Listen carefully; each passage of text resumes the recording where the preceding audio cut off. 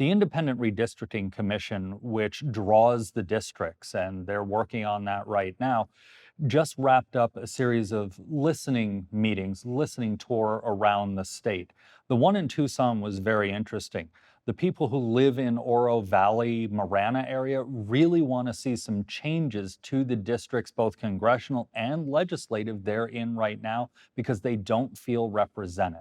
Let's begin with the congressional district. We were talking ahead of this interview about District 1. It is massive and it incorporates a lot of different segments of the state's population. And that's that Oro Valley Congressional District. It's Oro Valley, Marana, and then it goes all the way north to the Utah border, picking up Graham and Greenlee counties, parts of Pinal County, Flagstaff, all the way up to Utah. It's one of the largest districts in the country. And 10 years ago, when it was made, the people in Oro Valley and Marana said, wait a minute, why are you putting us with Flagstaff?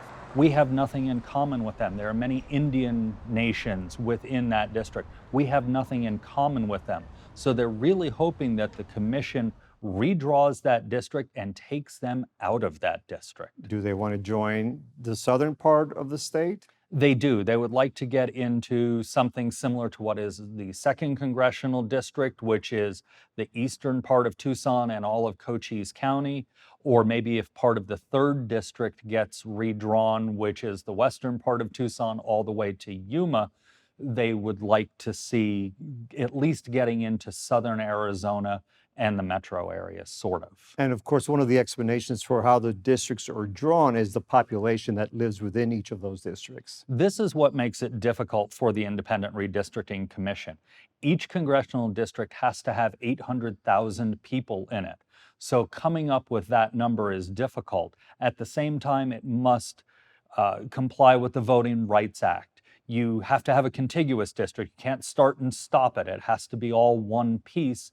And they also have to try and keep groups, affinity groups together, if you will. And that's how you get these odd, very large districts. And then there's the question of competitive districts. They don't necessarily want to draw a Republican district or a Democratic district. Now, the people who live in that district may disagree with that, but that is not supposed to be the goal of the commission. And what is happening with these states districts, the legislative districts? The legislative districts will also be redrawn. And the same group in Oro Valley and Marana, they don't like their legislative district because it dips into the city of Tucson. And they say, we don't live in the city of Tucson. We don't want to live in the city of Tucson.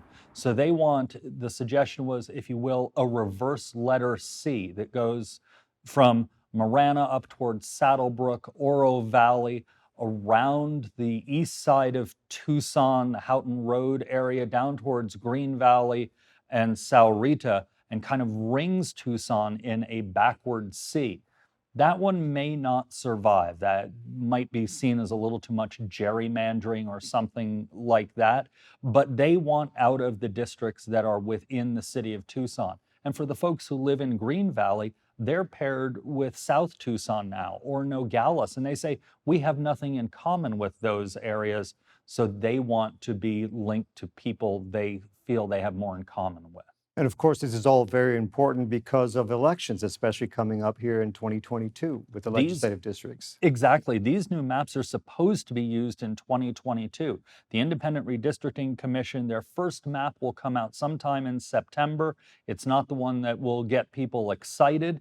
It's the October maps that are supposed to be finished by the end of October that could be very close to what we see. The public will then have until about November, the end of November, to make public comment, and those maps will then get tweaked and finalized, hopefully by the end of the year. This is a very short timetable because the census numbers came out very late this year.